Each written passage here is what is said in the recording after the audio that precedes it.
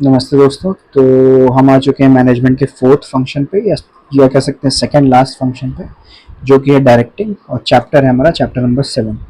Twelfth की business studies में हमने पहले मैनेजमेंट पढ़ा था, उसके बाद आगे हमने प्रिंसिपल्स ऑफ मैनेजमेंट पढ़ा, बिजनेस एनवायरनमेंट पढ़ा, और फिर हमने शुरू किया चैप्टर नंबर 4 से प्लानिंग यानी कि मैनेजमेंट के फंक्शन।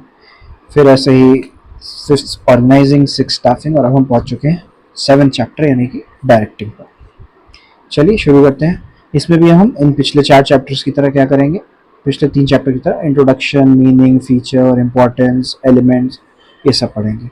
यहाँ पे कुछ बड़े एलिमेंट्स आप पाएंगे जैसे कि सुपरविजन, मोटिवेशन, लीडरशिप, कम्युनिकेशन। ठीक है, कम्युनिकेशन को हम काफ़ी डिटेल में पढ़ने वाले हैं, जैसा कि आप देख सकते हैं। ठीक, हो सकता हो ये वीडियो ये चैप्टर 2 वीडियोज़ में जाए, गारंटी नहीं है, श्योरिटी नहीं है, लेकिन ये धीमे धीमे पता चलेगा जब हम लीडरशिप तक कवर कर लेंगे तब, कि कितना टाइम दे रहे हैं, क्योंकि 35-40 मिनट से ऊपर का वीडियो बनाने का कोई फ़ायदा नहीं होता। ठीक है, चलिए शुरू करते हैं। तो देखिए, प्लानिंग में आपने तैयारी कर ली कि फर्म क्या ऑब्जेक्टिव्स पे चलेगी, किन प्लान्स पे वर्क करेगी। ऑर्गेनाइजिंग में आपने सारी चीज़ें अरेंज कर ली, स्टाफिंग में आपने स्टाफ अरेंज कर लिया। अब समय आता है डायरेक्टिंग, यानी उन्हें काम बताने का कि काम शुरू करें आप। ठीक है, कौन क्या काम करेगा उसको एक दिशा देना, उन सबकी एक्टिविटीज़ को जो है कलेक्ट करके मोबिलाइज करना ऑर्गेनाइजेशन गोल की तरफ। ठीक है, सब अपना अपना काम करने ना लगे, सब कोऑर्डिनेशन में काम करें।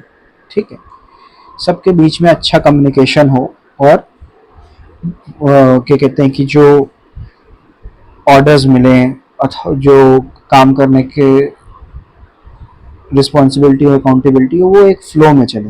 ये सब चीज़ें डायरेक्टिंग में आती हैं। ठीक है, इसीलिए कहा गया है directing refers to the process of instructing, guiding, counselling, motivating and leading people in the organisation to achieve its objective. Organisation के ऑब्जेक्टिव को अचीव करने के लिए जो उसमें लोग हैं उनको लीड करना, उन्हें मोटिवेट करना, उन्हें काउंसिल करना, अगर ज़रूरत महसूस हो तो उन्हें गाइड करना कि काम कैसे होगा, है ना, और फिर उन्हें इंस्ट्रक्ट करना कि भाई ये काम आप करो। इस सब प्रोसेस को डायरेक्टिंग कहा जाता है।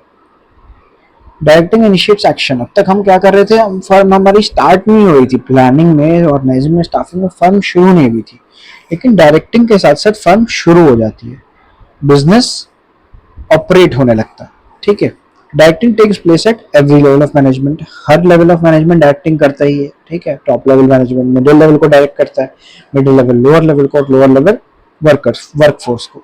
ठीक है, ये कंटिन्यूस प्रोसेस है, हमें लगातार लोगों को उनका काम बताते रहना होता है और एक चेक लगाए रहना पड़ता है। चेक पे हम बहुत ज़्यादा नहीं जाएंगे क्योंकि वो कंट्रोलिंग का पार्ट है।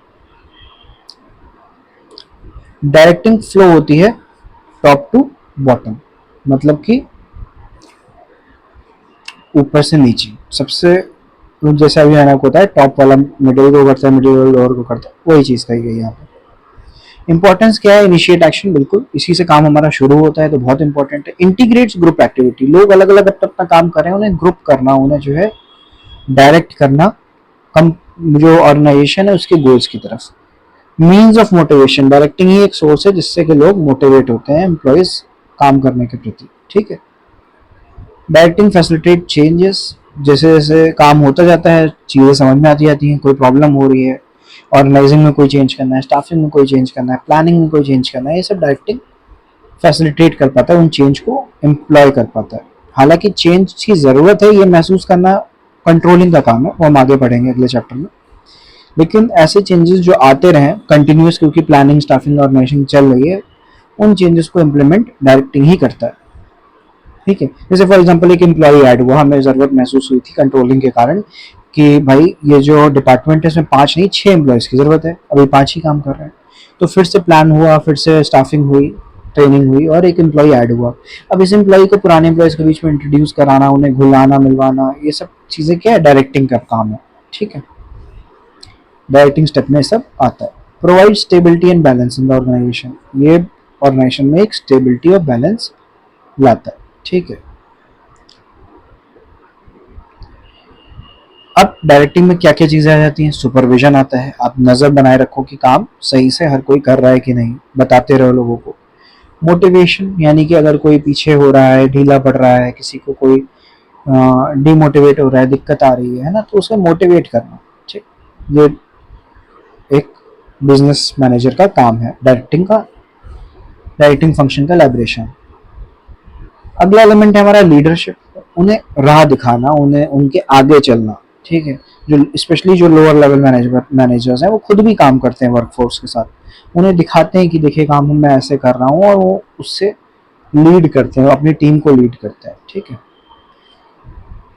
फिर आता है कम्युनिकेशन, यानी कि सबके बीच में एक कम्युनिकेशन स्टैब्लिश करना, स्ट्रक्चर स्टैब्लिश करना कि भाई कौन किससे काम लेगा, कौन किसको काम बताएगा, कौन किसको रिपोर्ट करेगा, अकाउंटेबिलिटी किसके प्रति है ना।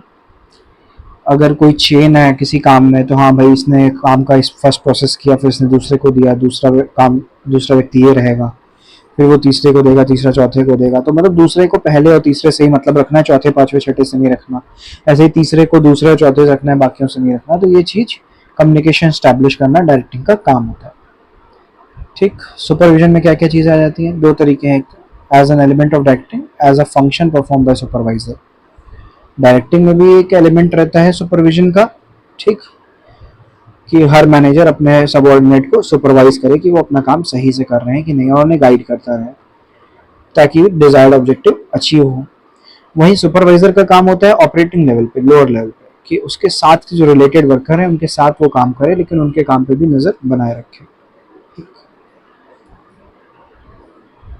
सुपरवाइजर का फंक्शन क्या क्या होता है, इंटरपर्सनल कॉन्टैक्ट विद वर्कर से एकदम घुल मिल के रहे इनफॉर्मल स्ट्रक्चर के अंदर, ठीक। लिंक बिटवीन वर्कर और मैनेजमेंट, ये मिडिल लेवल ऊपर लेवल के मैनेजर के बीच में और वर्कर के बीच में लिंक की तरह काम करता है।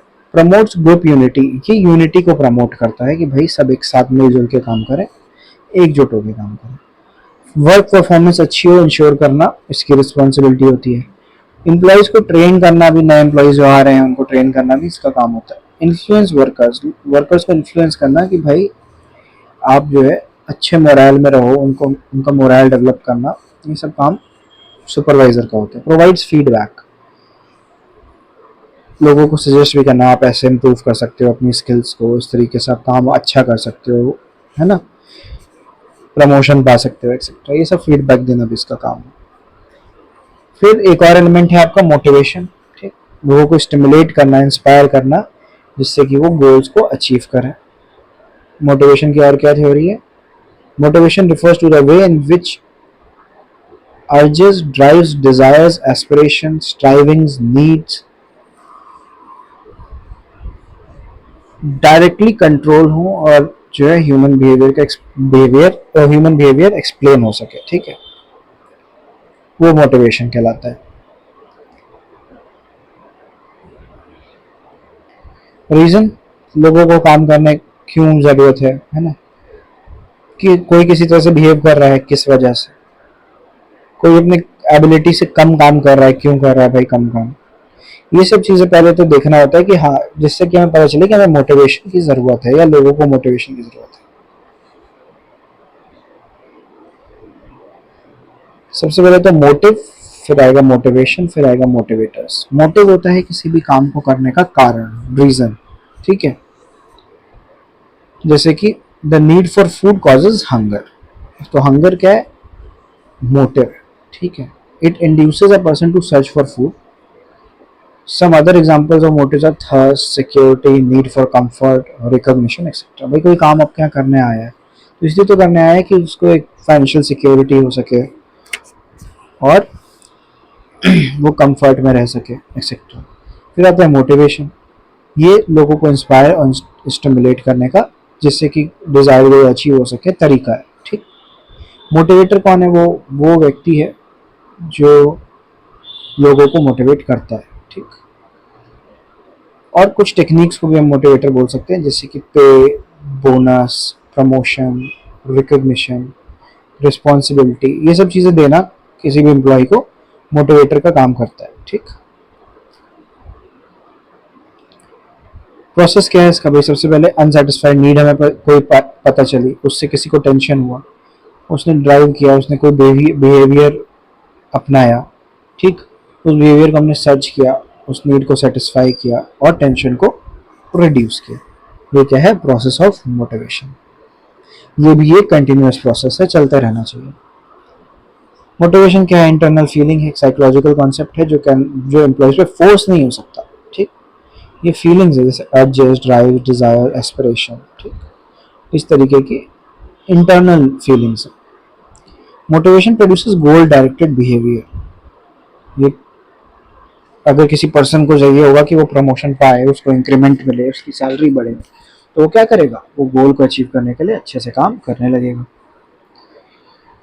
मोटिवेशन कैन बी इधर पॉजिटिव और नेगेटिव। मोटिवेशन पॉजिटिव भी हो सकता है, अच्छा काम करने के लिए भी आप मोटिवेट कर सकते हो। नेगेटिवली भी हो सकता है, जैसे कि आप प्रमोशन रिकग्निशन देने के बजाय उसको डर बैठा रहे हो कि अगर आप खराब काम करोगे तो पनिशमेंट मिलेगा। ठीक है, आपको डिमोट किया जा सकता है, एक्सेट्रा, आपकी सैलरी कट की जा सकती है। Motivation is a complex process. ये सिंपल प्रोसेस नहीं है। ये अलग अलग लोगों के एक्सपेक्टेशन के हिसाब से हेट्रोजेनस होता है। अलग अलग लोगों का एक्सपेक्टेशन, परसेप्शन, रिएक्शन, इसके हिसाब से कॉम्प्लेक्स होता जाता है। कोई भी एक तरीके का मोटिवेशन सबके लिए यूनिफॉर्मली जो है इफेक्टिव नहीं प्रूव हो सकता। ठीक, इसी से रिलेटेड एक थ्योरी है मैस्लो की, अब्राहम मैस्लो की, जिसका नाम है मैस्लोज नीड हायरार्की थ्योरी। क्या नीड्स हैं लोगों की जिसके लिए वो काम करने निकलते हैं, जिसको हम पूरा करने चलें तो वो मोटिवेट होंगे और वो काम अच्छा करेंगे। पहला, बेसिक फिजियोलॉजिकल नीड, यानी कि फूड, शेल्टर, क्लोथिंग, ये सब चीज़ें। ठीक है, लोगों को चाहिए, सबसे पहले तो यही चाहिए कि वो जिंदा रह सके, खाना मिले उन्हें, कपड़े मिले, कोई छत मिले जिसके नीचे वो रह सके, है? छत इन द सेंस घर। फिर जब ये पूरा हो जाता है काम करते करते समय के साथ, फिर उन्हें सेफ्टी और सिक्योरिटी नीड्स जरूरत होती है कि भाई आगे जाके कोई इमरजेंसी ना आ जाए, कोई प्रॉब्लम ना आ जाए, तो उसके लिए हम कुछ सेफ्टी रखें, सिक्योरिटी रखें। ठीक है, तो वो कैसे पूरी होती है भाई? Job security. आप किसी की जॉब, किसी को परमानेंट जॉब देते हो तो वो सिक्योर जॉब हो जाती है, स्टेबिलिटी ऑफ इनकम हो जाती है उनको। ठीक, पेंशन प्लान के साथ साथ उनका जो आफ्टर रिटायरमेंट एज है वो भी सिक्योर हो जाता है। इसमें आपकी जो सोशल सिक्योरिटी स्कीम्स हैं वो भी आ जाती हैं। ठीक है, जैसे कि अभी मैंने बात की थी पिछले चैप्टर में शायद, ईपीएफ, जीपीएफ एक्सेट्रा की। सोशल और, अब मान लीजिए सेफ्टी सिक्योरिटी नीड्स भी पूरी हो गई, फिर आती है सोशल और एफर्मेशन और बिलोंगिंग नीड्स। मतलब कि सोसाइटी आपको जाने, लोग आपकी वैल्यू करें, है ना, आपकी एक अलग पहचान हो, आइडेंटिफिकेशन हो। ठीक, लोग आपसे दोस्ती करना चाहें। ये कैसे होता है? ये आपको प्रमोशन दे के, आपको जो है टाइमली एक इंक्रीमेंट दे के, आपको अप्रेजल दे के, या आपको जो है ना आपकी तारीफ करके, प्राइज दे के, कुछ अच्छा कुछ अचीव करने को, इससे होता है। फिर आते हैं लोगों की एस्टीम नीड्स। मतलब कि जब ये भी पूरी हो जाती है तो लोग self respect, autonomy, status, recognition, है ना, एक बड़ी पहचान, इसकी उम्मीद करने लगते हैं। तो वो कैसे मिलती हैं? वो आप हायर एंड हायर प्रमोशन, उनके अच्छे से अच्छे काम के बदले बोनस और इस सब चीज़ों से आप उनको दे सकते हो। ऐसा भी होता है कि कई एम्प्लॉइज एकदम हाईएस्ट लेवल पे पहुंच जाते हैं अच्छा परफॉर्म करके, टॉप लेवल मैनेजमेंट में आ जाते हैं। ठीक है, तो ये हो गई उनकी एस्टीम नीड्स। फिर आती है सेल्फ एक्चुअलाइजेशन नीड। ये तभी हो सकती है जब कोई फर्म का सीईओ बन जाए सीधा सीधा, या अपनी ही फर्म खोल ले आगे जाके, और आप आपकी फर्म का एम्प्लॉय होने के बावजूद आप उसे ये चीज़ अलाउ करो एक लिमिट तक। बहुत हद तक तो आपके हाथ में नहीं होता है, बट जहाँ तक है वहाँ तक आप अलाउ करो, ये भी ज़रूरी होता है। इससे उसके बाद आने वाले जो एम्प्लॉयज़ हैं वो मोटिवेट होते हैं कि हाँ, ये फर्म हमारी ग्रोथ को भी अच्छी खासी इंपॉर्टेंस देती है, सिर्फ अपने को नहीं। ठीक, तो इसको नीड हायरार्की थ्योरी को पिरामिड में इन्होंने सेट किया कि सबसे पहले आती है जो बेसिक है, जो सबसे ज़्यादा लोगों को चाहिए, वो इस फिजियोलॉजिकल नीड। फिर आती है सेफ्टी सिक्योरिटी नीड, फिर सोशल अफर्मेशन नीड, फिर स्टीम नीड। ठीक है, और ये कैसे पूरी करता है ऑर्गेनाइजेशन? भाई यहाँ पे तो need for food, shelter, clothing चाहिए आम इंसान को, लेकिन वो मिलेगा कैसे? बेसिक सैलरी से। यहाँ पे चाहिए फिजिकल फाइनेंशियल सिक्योरिटी, तो पेंशन प्लान और जॉब सिक्योरिटी से मिलेगा। यहाँ पे चाहिए लव, फ्रेंडशिप, सोशल इंटरेक्शन, तो ये फर्म के कलीग्स के बीच में कॉर्डियल रिलेशन और सब स्टैब्लिश करने से होगा। फिर नीड फॉर स्टेटस, ये प्रमोशन और जॉब टाइटल से होगा। फिर need for growth and self fulfilment, ये challenging job, achievement of goals, बड़ी post, CEO, MD, board of director, इस सबसे होगा। ठीक है, एजम्पशन हम क्या देखते हैं मैस्लो की थ्योरी में कि पीपल बिहेवियर जो है सिर्फ और सिर्फ उनके नीड्स पे बेस्ड है उनका बिहेवियर, जबकि असल में ऐसा नहीं होता, पर हम मान के चल रहे हैं, ठीक है। तो इस तरीके के नीड पूरे होने से उनके बिहेवियर इन्फ्लुएंस होगा, ये मान के हम चल रहे हैं, एज्यूम कर रहे हैं, ठीक है। People's needs are in hierarchical order, उनको जो है बेसिक नीड से ही शुरुआत होती है, उनको वही पहले ही चाहिए है, ये मान के चल रहे हैं, ठीक है। फिर धीमे धीमे वो हायर लेवल की ओर बढ़ेंगे। Third, people are motivated by unfulfilled needs and once a particular need is satisfied, it ceases to be a motivating factor. ये भी हम मान के चल रहे हैं कि जो उनकी अनफुलफिल्ड नीड्स हैं उनसे ही वो मोटिवेट हैं, जैसे ही आप उन्हें पूरा करोगे थोड़े समय के बाद वो उनका मोटिवेटिंग फैक्टर नहीं रह जाएगा। जैसे कि salary, firstly salary motivating factor है, पर जब सैलरी रेगुलर मिलने लगी तो कुछ समय बाद वो उनके लिए मोटिवेशन का कारण नहीं रह जाएगा। ये हालांकि एजम्पशन काफ़ी सही एजम्पशन है, ऐसा होता नहीं।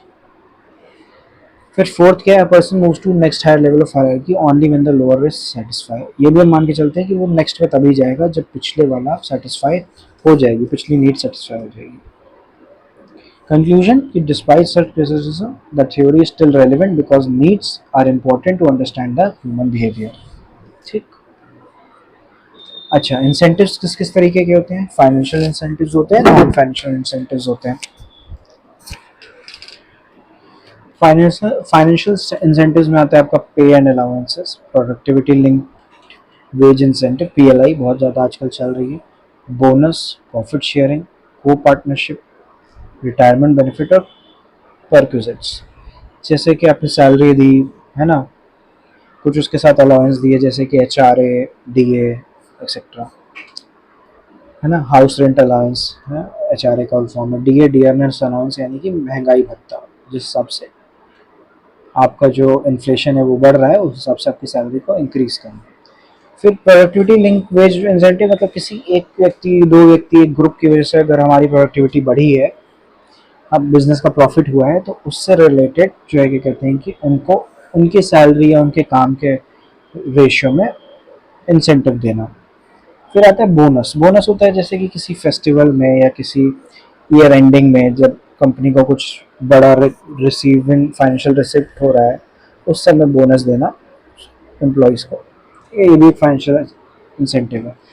टॉप लेवल एम्प्लॉयज़ को आप प्रॉफिट शेयरिंग भी दे सकते हो, पार्टनर बना सकते हो साथ में, उन्हें स्टॉक दे सकते हो, कुछ शेयर्स दे सकते हो, ठीक है। रिटायरमेंट बेनिफिट, और मतलब कि जब वो जॉब छोड़ दें उसके बाद के बेनिफिट्स दे सकते हो, एक्सेट्रा। नॉन फाइनेंशियल इंसेंटिव जैसे स्टेटस, उनको किसी ऐसी पोस्ट पे रखना जो जानी मानी पोस्ट हो, लोग पहचानते हो उस पोस्ट पे काम करने वाले व्यक्ति को। एक अच्छा ऑर्गेनाइजेशन क्लाइमेट, ये सब नॉन फाइनेंशियल है लेकिन इम्पॉर्टेंट है।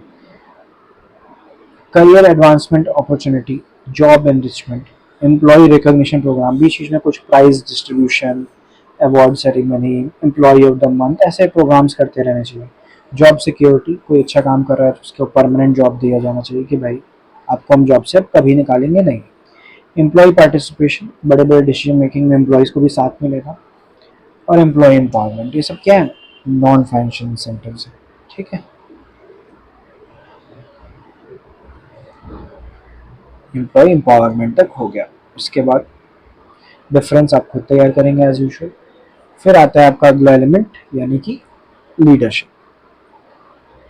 एक बार हम देख लेते हैं कि कितना टाइम हो गया इस वीडियो को, 18 मिनट, यानी कि हम आगे जा सकते हैं। हो सकता है हम इसी में इसको ख़त्म कर लें इसी वीडियो में। Leadership is the process of influencing the behaviour of people towards achievement of organisation goals. लोगों का बिहेवियर इन्फ्लुएंस करना कि भाई हमें गोल अचीव करने हैं, उन्हें उस चीज़ की इम्पोर्टेंस याद दिलाते रहना और उन्हें काम करके भी दिखाना खुद भी, ये लीडरशिप होती है। एक अच्छी लीडरशिप के क्या क्या फीचर्स होते हैं? It indicates ability of an individual to influence others. ये दिखाता है कि भाई कैसे एक व्यक्ति बाकियों को इन्फ्लुएंस कर सकता है। It aims to bring change in behaviour of others, लोगों का बिहेवियर चेंज कर सकता है। इंटरपर्सनल रिलेशन जो है लीडर और फॉलोअर के बीच में, वो कैसे चल रहे हैं। It is exercise to achieve common goals of organisation. It is a continuous process, ये भी कंटिन्यूस है। मैनेजमेंट में सब कुछ कंटिन्यूस है, कुछ भी शुरू होकर तुरंत रुक नहीं जाता। मैनेजर और लीडर में क्या फ़र्क होता है ये आप खुद पढ़ेंगे, बेसिक में बता देता हूँ। मैनेजर जो केवल वॉच रखे, डायरेक्ट करे, कंट्रोल करे, और लीडर जो खुद भी काम करे, ठीक है। ग्रुप में लीडरशिप स्टाइल्स बहुत तरीके की होती है, ऑटोक्रेटिक और अथॉरिटेटिव लीडरशिप जो केवल ऑर्डर दे, ठीक है, और चाहे कि वो काम पूरा हो ही जाए। डेमोक्रेटिक जो सबके साथ मिल के डिसीजन ले और उस हिसाब से काम पूरा हो। और लेजस फ्री जो सामने लोग कहे जाओ जो मैंने करते रहो, मुझे कोई दिक्कत नहीं, ठीक है। ये तीन तरीके की लीडरशिप होती है। अथॉरिटेटिव या ऑटोक्रेटिक में आप देख रहे हैं कि बॉसी होती है थोड़ी सी, ठीक है। बॉस यहाँ कह रहा है you have to work strictly as per my instruction. ये उनकी उसकी प्रॉब्लम नहीं जानना चाहता, नहीं समझना चाहता, ना ही उसे इन्वॉल्व करना चाहता। कह रहा है जो मैंने तय किया वही सही है, उसी हिसाब से काम करो, ठीक। इसको डायरेक्टिव स्टाइल भी कहा जाता है। फिर आता है डेमोक्रेटिक और पार्टिसिपेटिव, यानी कि लीडर सबसे राय लेता है, सबकी बातें समझता है, सुनता है और उस हिसाब से डिसीजन लेता है और उस हिसाब से काम बताता है, ठीक है।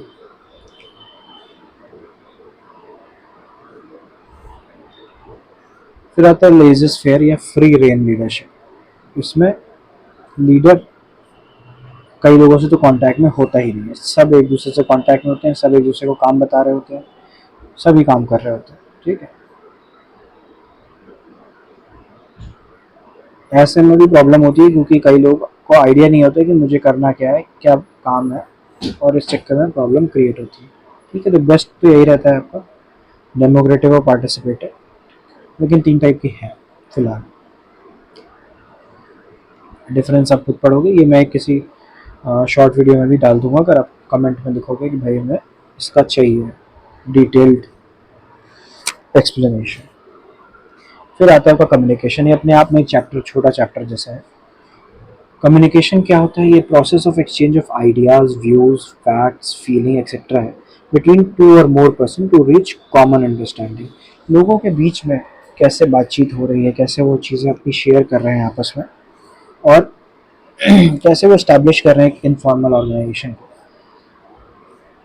उसका बेस क्या होता है? कम्युनिकेशन होता है। Communication is sum of all things a person does when he wants to create an understanding in the mind of another. It involves a systematic and continuous process of telling, listening and understanding. बहुत ज़्यादा अच्छे से define नहीं किया जा सकता communication को, क्योंकि अपने आप में बहुत बेसिक वर्ड है, ठीक। इसमें एक सेंडर होता है जो कम्युनिकेशन का मैसेज सेंड करता है, एक मैसेज होता है जिसे भेजा जा रहा होता है, एक इनकोडिंग होती है, उसको कन्वर्ट किया जाता है कुछ ऐसे शब्दों में, सिंबल्स में, जो रिसीवर ही समझ सके। एक मीडिया यानी कि एक रास्ता होता है जिसके थ्रू जाता है, जैसे कि आप बात कर रहे हो तो ओरल है, आप जो है कॉल पे बात कर रहे हो तो फ़ोन है, आप वीडियो कॉल पे बात कर रहे हो तो इंटरनेट है, ठीक है, आप मैसेज पे बात कर रहे हो, कुछ भी हो सकता है, आप लेटर लिख रहे हो, ठीक। डी कोडिंग सामने वाला उसे डी कोड करता है। रिसीवर होता है जो पर्सन मैसेज को रिसीव करता है, वो रिसीवर होता है। फीडबैक इस प्रोसेस, कम्युनिकेशन के प्रोसेस को कंप्लीट करने के लिए ज़रूरी होता है कि रिसीवर भी वापस सेंडर को कुछ फीडबैक दे। नॉइज़, नॉइज़ होता है किसी भी तरीके का ऑब्स्ट्रक्शन, हिंड्रेंस जो कम्युनिकेशन प्रोसेस को बीच में प्रॉब्लम क्रिएट करे, जैसे poor telephonic communication, ambiguous symbol जिसके कई सारे मतलब हों, ऐसे सिंबल्स, इनअटेंटिव रिसीवर, रिसीवर का ध्यान ही नहीं है, फॉल्टी डिकोडिंग, जिस चीज़ तरीके से इनकोड या डिकोड किया गया वो गलत तरीका है, prejudice obstructing the poor understanding of, पहले से आपने सामने वाले के लिए एक मन में बना रखा है इमेज कि ये ऐसा है, तो वो अगर कोई दूसरे टाइप की भी बात कर रहा है तो आप उसे पहले ही तरीके से ले रहे हो जो आपने बनाई हुई है इमेज, ठीक है। प्रीजुडिस कहते हैं। Improper gesture and posture that may destroy the message. Channels of communication, ये वो पाथ है जिसके थ्रू सेंडर से इंफॉर्मेशन रिसीवर तक पहुंचती है। ये फॉर्मल भी हो सकता है, इनफॉर्मल भी, जैसे स्ट्रक्चर ऑर्गेनाइजेशन का था वैसे ही इसका, ठीक है। फॉर्मल और इनफॉर्मल, फॉर्मल में सब कुछ एक फ्लो में चलता है, चाहे डाउनवर्ड हो, चाहे अपवर्ड हो, चाहे हॉरिजॉन्टल हो, चाहे डायगोनल हो, लेकिन इनफॉर्मल में कोई भी किसी से भी कम्युनिकेट कर रहा होता है। अपवर्ड कम्युनिकेशन क्या क्या होते हैं, यहाँ से देखें, सॉरी, डाउनवर्ड कम्युनिकेशन क्या क्या होते हैं? Policy, procedure, order, instruction, notice, ये सब सुपीरियर जो है सबऑर्डिनेट को देता है। अपवर्ड वाले क्या होते हैं? Suggestion, complain, grievance, progress report, ये सब अपवर्ड होते हैं। समझ रहे ना आप बात को? कोई भाई नीचे के लोग ऊपर सजेशन देंगे, कंप्लेन करेंगे, उनकी कुछ प्रॉब्लम्स होंगी, प्रोग्रेस रिपोर्ट, काम कितना हुआ है, ये नीचे वाले ऊपर को देंगे। लेकिन क्या पॉलिसी है, क्या प्रोसेस है, ये काम करना है, ये नहीं करना है, इंस्ट्रक्शन, ऑर्डर, नोटिस, ये सब ऊपर वाले नीचे को देगा। हॉरिजॉन्टल यानी कि लेफ्ट से राइट, राइट से लेफ्ट, ये एक्सचेंज ऑफ इंफॉर्मेशन जैसे प्रोडक्शन मैनेजर और मार्केटिंग मैनेजर के बीच कि कितना काम हो गया है, क्या क्या प्रोडक्शन हो गया है, कितना स्टोरेज में है, इस इक्विपमेंट के बारे में लोगों को ये नॉलेज देना ज़रूरी है। और मार्केटिंग मैनेजर की लोग ऐसा पसंद कर रहे हैं, ये रिव्यूज़ दे रहे हैं, इस तरह से आपको चेंज लाना है, ठीक है। ये कम्युनिकेशन इनके बीच में हो सकता है। डायगोनल कम्युनिकेशन किसी दूसरे डिपार्टमेंट का लोअर लेवल का व्यक्ति और किसी दूसरे डिपार्टमेंट का ऊपर लेवल का व्यक्ति अपर लेवल का, उनके बीच में कम्युनिकेशन। ये अक्सर इनफॉर्मल भी हो सकता है, फॉर्मल थोड़ा मुश्किल है। नेटवर्क क्या है? सिंगल चेन नेटवर्क है, व्हील नेटवर्क है, ठीक है। ए बी से बात करेगा केवल, बी केवल सी से करेगा, सी केवल डी से करेगा, डी केवल ई से करेगा। सिंगल चेन नेटवर्क होता है। व्हील नेटवर्क होता है कि इसी को ऐसे जोड़ दिया हमने, ठीक, ए बी से भी कर रहा है, ई से भी कर रहा है, बी सी से भी कर रहा है, डी से भी कर रहा है, सॉरी ए और सी से कर रहा है, सी बी और डी से कर रहा है, डी सी और ई से कर रहा है। सर्कुलर भी तो यही हुआ। अच्छा, व्हील में क्या होता है? ये एक ही तरफ जाता है कम्युनिकेशन। सर्कुलर में इधर और इधर दोनों तरफ जा सकता है। फ्री फ्लो नेटवर्क, कोई भी किसी से भी बात कर रहा है, कोई दिक्कत नहीं है। इन्वर्टेड वी नेटवर्क, देखिए बी डी से और सी से, सॉरी डी बी और सी से, ए बी और सी से, ए और डी आपस में बात नहीं कर रहे। सॉरी, व्हील वाला मेरा गलत हो गया। ये है व्हील, ए जो है सबसे बात कर रहा है और सब इससे बात कर रहे हैं, कोई आपस में बात नहीं कर रहा है, ठीक। फॉर्मल कम्युनिकेशन के फीचर्स, ये जो है फॉर्मल लाइंस के अंतर्गत रहता है। ऑफिशियल मैटर जैसे ऑर्डर, इंस्ट्रक्शन, इन सब चीज़ों से रिलेटेड कम्युनिकेशन ही होता है। ये ओरल या रिटन दोनों हो सकता है, बट जनरली रिकॉर्डेड यानी रिटन रहता है। इसमें किसी की भी रिस्पॉन्सिबिलिटी फिक्स की जा सकती है। फायदे, orderly flow of information, responsibility can be fixed, authority relationship maintain हो पाती है और कंट्रोल फैसिलिटेट हो पाता है। नुकसान, टाइम कंज्यूमिंग होता है। फ्री और अनइंटरप्टेड फ्लो ऑफ इंफॉर्मेशन को ये रोकता है। ये इम्पर्सनल मैनर में अक्सर कन्वे होता है और ये कई बार एक्यूरेटली ट्रांसमिट नहीं होता है, ठीक है।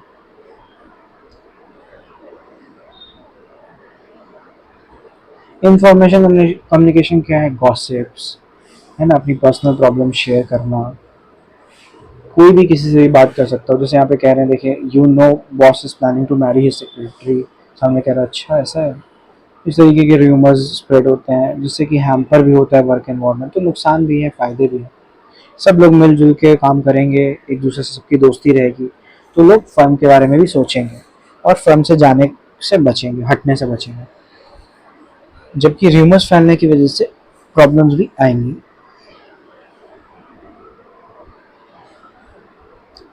तो इनफॉर्मल कम्युनिकेशन के साथ देखें क्या चैप्टर ख़त्म होने वाला है। Barriers to communication, measures to improve, ठीक है। चलिए, 3 टॉपिक आपके बचे, शुरू करते हैं। आप इसको ग्रेप वाइन स्ट्रक्चर भी बोलते हैं, ठीक है, इनफॉर्मल कम्युनिकेशन स्ट्रक्चर को। ये फॉर्मल लाइन से बाहर मौजूद होता है। ये एम्प्लॉय की सोशल नीड की वजह से अराइज होता है। ये बहुत तेज़ी से स्प्रेड होता है, सभी एक दूसरे से कम्युनिकेट करने लगते हैं कहीं पहुंचते ही। इसमें कई बार रूमर्स क्रिएट हो जाते हैं, ठीक है, और सोर्स डिटेक्ट करना मुश्किल होता है कि गड़बड़, ये रूमर फैला कहाँ से, किसने फैलाया। फायदे क्या है इनफॉर्मल कम्युनिकेशन के? वो इन्फॉर्मेशन को रैपिडली ले जाता है, बहुत तेज़ी से, ठीक है। ये कई बार मैनेजर यूज़ करता है कुछ ऐसी इन्फॉर्मेशन ट्रांसमिट करने के लिए जिससे कि वो सबऑर्डिनेट का रिएक्शन चेक कर सके। सोशल सेटिस्फैक्शन प्रोवाइड कराता है इस तरीके का कम्युनिकेशन, और बेटर ह्यूमन रिलेशन स्टैब्लिश हो पाते हैं। ये फॉर्मल के बीच का जो गैप है उसे पूरा करता है। कई बार मान लीजिए सी का बॉस बी है और बी का बॉस ए है, ए की कभी सी से बात ही नहीं हो रही है फॉर्मल के कारण कि चेन में ही चले, लेकिन इनफॉर्मल के कारण ए की भी सी से बात हुई। तो अगर बी कुछ ऐसी गड़बड़ियाँ कर रहा है, जैसे कि इससे कुछ कह रहा है, ए से बात कुछ हुई है, सी की कोई बात पता चली है और ए को कुछ और बता रहा है, तो ये सब पकड़ में आ सकती है। तो इस तरीके से गैप फिल होता है। जो ऑफिशियल चेन ऑफ कमांड में नहीं है उनके बीच में भी लिंक क्रिएट करता है। नुकसान क्या है, ऑथेंटिक नहीं होता है, मैसेज गड़बड़ किया जा सकता है, इन्फॉर्मेशन जो ट्रैवल हो रही है वो अनसिस्टमैटिक हो जाती है। किसी भी गलत इन्फॉर्मेशन के लिए किसी की रिस्पॉन्सिबिलिटी फिक्स करना मुश्किल होता है। अक्सर र्यूमर फैलते हैं और कोई बहुत कॉन्फिडेंशियल इन्फॉर्मेशन भी लीक हो सकती है। Networks of grape mine communication किस तरीके के होते हैं, सिंगल स्टैंडर्ड हो सकते हैं, गॉसिप हो सकती है, प्रोबेबिलिटी नेटवर्क क्लस्टर। देखिए गॉसिप ऐसी है, सिंगल स्टैंड ऐसा है, प्रोबेबिलिटी ऐसी है कि हो सकता है उसने इसको बताया, उसने कोई और 3 लोग को बता दिया, उसने कोई और 3 लोग को बता दिया। अब कई बार होता है कि 3 को नहीं 2 को ही बताया था, उसमें से एक ही ने पास किया, दूसरे ने पास ही नहीं किया। ठीक। क्लस्टर कि हमेशा यही है जो बाकियों को बात बताता है वो आगे फॉरवर्ड करते हैं। ठीक। 1 का 2, 2 का 4, 4 का 8 होता है। डिफरेंस आप खुद पढ़ेंगे घर पे। ठीक। आते हैं बैरियर्स टू कम्युनिकेशन। इस वीडियो को आप 2-3 बार देखेंगे तभी आप समझ पाएंगे, क्योंकि बहुत कंटेंट है इस वीडियो में, कम मिनट में होने के बावजूद, और सब कुछ इंपॉर्टेंट है। बैरियर ऑफ कम्युनिकेशन, डायरेक्टिंग के एलिमेंट्स, सभी कुछ। ठीक है। देखिए कई बार क्या होता है कि लोग एक दूसरे को गलत समझ लेते हैं, कई बार लोगों को समझ ही नहीं आता कि हमसे काम क्या कहा गया, या वो गलत समझ लेते हैं कि हमसे कहा ये गया था उन्होंने समझा कुछ।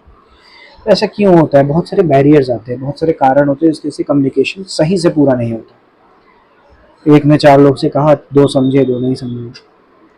तो इन बैरियर्स को कई टाइप्स में डिवाइड किया गया है। कुछ है सिमेंटिक बैरियर, यानी कि जो बोलने एक्सप्रेस करने के कारण आता है। दूसरे होते हैं साइकोलॉजिकल बैरियर, यानी कि ये मैसेज के सेंडर और रिसीवर के अपने मन में जो चीज़ें चल रही हैं, एग्जिस्टिंग है, उनमें गलत चीज़ों के कारण होते हैं। ऑर्गेनाइजेशन बैरियर, ऑर्गेनाइजेशन का सेटअप ही ऐसा है जिसकी वजह से कम्युनिकेशन हमेशा डिस्टॉर्ट हो जा रहा है। या पर्सनल बैरियर, किसी को किसी के प्रति पर्सनल बायस ग्रज कुछ है। ठीक। चलिए देखिए सिमेंटिक बैरियर कैसे होता है। बैडली, यहीं से मैं समझा दे रहा हूँ, ठीक है, सब जगह नहीं जाऊँगा। बैडली एक्सप्रेस्ड मैसेज, किसी मैसेज को आपने सही से समझाया ही नहीं। सिंबल्स विद डिफरेंट मीनिंग, किसी ने मान लीजिए 2 फिंगर वाला साइन दिखा दिया, ठीक, किसी मीटिंग में या किसी स्पीच में। सॉरी मैं 2 फिंगर नहीं बना पा रहा हूँ। और ये 2 फिंगर वाला साइन का कई मतलब होता है, विक्ट्री भी होता है, पीस भी होता है ना। तो अलग अलग सिंबल जिसके अलग अलग मतलब है, ऐसे सिंबल्स का यूज़ करना, आपने किसी पर्पज से किया, दूसरे ने किसी और पर्पज से समझ लिया। फॉल्टी ट्रांसलेशन, अगर मैसेज किसी से होते हुए गया है तो उसको ट्रांसलेट गलत कर दिया गया। मान लीजिए किसी ने इंग्लिश में मैसेज भेजा है सेंटर में, और जो मीडिया है उसके थ्रू वो इंग्लिश से हिंदी में ट्रांसलेट हो रहा है, और रिसीवर को हिंदी में चाहिए इसलिए उसे हिंदी में मिल रहा है, लेकिन इंग्लिश टू हिंदी जो कन्वर्जन है, ट्रांसलेशन है, वो गलत है। अनक्लैरिफाइड अजम्पशन, कुछ चीज़ें खुद ही आपने मान ली कि ये ऐसा कहने आए थे तो ऐसा हुआ होगा। टेक्निकल जार्गन, मान लीजिए माइक से बात कर रहे हैं, माइक में ही कुछ खराबी हो। ठीक। Body language and gesture decoding, आप जिस वे से खड़े हो रहे हो, जिस वे से बात कर रहे हो, जो टोन है आपकी बात करने की, कई बार आप बात बहुत अच्छी सिंपल फ्रेंडली बात कर रहे हो सकता होगा वो भी गलत लगे सामने वाले को इनकी वजह से। ये सब सेमांटिक बैरियर होते हैं। फिर आता है साइकोलॉजिकल बैरियर, जो लोगों के खुद के बिहेवियर, साइकोलॉजिकल बिहेवियर के कारण होता है। पहला तो प्रीमेच्योर इवैल्यूएशन, आप पहले से ही जो है कुछ अंदाज़ा लगा ले रहे हो कि सामने वाला हमसे कहने आया तो यही कहने वाला होगा। लैक ऑफ अटेंशन, आप ध्यान ही नहीं दे रहे हो एग्जैक्टली बोल क्या रहे हो। Loss by transmission and poor retention, जिस तरीके से बात बताई गई या इतनी जल्दी में बताई गई कि आपको वो ध्यान ही नहीं रही, आप उसे रिटेन नहीं कर पाए। डिस्ट्रस्ट, आप सामने वाले को विश्वास नहीं करते हो, जो बात बता रहा है आप सोच रहे हो ये झूठ ही बोल रहा होगा। ये सब क्या होते हैं, साइकोलॉजिकल बैरियर होते हैं। अब आते हैं ऑर्गेनाइजेशन बैरियर, जैसे कि ऑर्गेनाइजेशन की पॉलिसी ऐसी है कि ये इससे ही बात करेगा, वो उससे ही बात करेगा। रूल रेगुलेशन बहुत ज़्यादा स्ट्रिक्ट है, अगर स्टेटस किसी का बहुत ऊंचा है किसी का बहुत नीचा है। कॉम्प्लेक्सिटी इन ऑर्गेनाइजेशन स्ट्रक्चर इतना कॉम्प्लेक्स है कि लोग एक दूसरे की इस बात को समझ ही नहीं पाते। ऑर्गेनाइजेशन फैसिलिटी, ऑर्गेनाइजेशन में कोई खास फैसिलिटी नहीं प्रोवाइड की गई है कम्युनिकेशन के लिए। तो ये सब कारण हो सकते हैं, बैरियर बन सकते हैं जो कम्युनिकेशन में, सही कम्युनिकेशन में। पर्सनल बैरियर कि fear of challenge to authority, कि भाई हम इनको बात अपनी कन्वे करेंगे तो प्रॉब्लम हो जाएगी, है ना, हम जो है इनसे ये ना कहें, हमें एक डर बना हुआ है, तो इस तरीके की चीज़ आ जाती है। Lack of confidence of superior on subordinate, superior लोगों का अपने सबॉर्डिनेट पे कॉन्फिडेंस ही नहीं है कि ये अपना काम सही से कर पाएंगे, वो तो पहले ही चीज़ें कन्वे नहीं कर रहे। अनविलिंगनेस टू कम्युनिकेट, लोग बात करना ही नहीं चाहते, पेन समझते हैं। या लैक ऑफ प्रॉपर इंसेंटिव, यानी कि लोग इसलिए भी बात नहीं सुनना चाहते, कंपनी का काम नहीं करना चाहते क्योंकि उन्हें उस तरीके से पे नहीं किया जा रहा। ठीक, तो ये थे आपके हर तरीके के बैरियर्स ऑफ कम्युनिकेशन। अब आएंगे हम इनसे दूरी बनाना, इनसे पार पाना कैसे होता है। Clarify the ideas before communication, कि आप कम्युनिकेट करने से पहले आपको बिल्कुल क्लियर हो कि आप क्या मैसेज सामने वाले तक पहुंचाना चाहते हो as a sender. Communicate according to the needs of receiver, receiver की कितनी समझ है, वो कितना समझ सकता है, किस तरीके से उसको ज़रूरत है, उसको उसी तरीके से कम्युनिकेट करना। कंसल्ट अदर बिफोर कम्युनिकेटिंग, दूसरों से कंसल्टेशन कर लेना कि भाई हम ये प्लान बनाए हैं, इस चीज़ को इम्प्लीमेंट करना चाहते हैं, क्या ये सही रहेगा, क्या सबको ये बताना इस तरीके से काम करा जाए, ये सही रहेगा कि नहीं। ठीक। Be aware of languages, tone and content of message, ध्यान रखें कि जो बात आप कह रहे हैं वो उसमें कोई गलती ना हो, उसमें कोई ख़राब चीज़ ना हो, आपके बोलने के टोन में कोई प्रॉब्लम ना हो, आप जिन शब्दों का इस्तेमाल कर रहे हैं वो शालीन, अच्छे, फॉर्मल वर्ड्स हों। ठीक है। Convey things of help and value to listeners, आप हमेशा लिसनर को वैल्यू करो और उनको उनकी मदद की चीज़ें कन्वे करते रहो। इंश्योर प्रॉपर फीडबैक, वो क्या समझे, उन्हें क्या पता चला, उसका फीडबैक वापस लेने का इंश्योर करो। ठीक, जिससे कि आपको पता चल जाए पहले ही अगर कोई गलती हुई है आपसे कम्युनिकेट करने में। तो communicate for present as well as future, कई बार आप अभी के बारे में तो बताओ ही बताओ, फ्यूचर के बारे में बताओ, जिससे कि आगे के लिए एक बेस बना रहे सामने वाले के दिमाग में। फॉलो अप कम्युनिकेशन, अगर आप लेटर्स, मेल्स, इन सब के थ्रू कम्युनिकेट कर रहे हो तो एक एक्नॉलेजमेंट कि आपको ये मेल मिल गया, आपने पढ़ लिया, आप इस पर काम करोगे एक्सेट्रा, इस तरीके का एक फॉलो अप मांग लो। बी अ गुड लिसनर, बहुत अच्छे से, ध्यान से, अटेंशन के साथ, पेशेंस के साथ सामने वाले की बातों को सुने, तो कम्युनिकेशन कंप्लीट हो जाएगा। इसी के साथ हमारा डायरेक्टिंग चैप्टर खत्म होता है। हमारा पांचवा और आखिरी फंक्शन जो है मैनेजमेंट का वो है चैप्टर 8 कंट्रोलिंग। इसके बाद आपका चैप्टर 9 है, वहाँ से आपका सेक्शन बी बुक का स्टार्ट हो जाएगा, जो कि सब कुछ फाइनेंस और मार्केटिंग से रिलेटेड होगा, मैनेजमेंट से नहीं। ठीक है। हालांकि उसमें भी हमें बहुत कुछ मैनेज करना पड़ता है, बट बेसिक मैनेजमेंट जो अभी तक हम पढ़ रहे हैं उससे अलग होगा, हटके होगा। ठीक है। चलिए अगले वीडियो में मिलेंगे कंट्रोलिंग के साथ, लास्ट फंक्शन हमारा। धन्यवाद।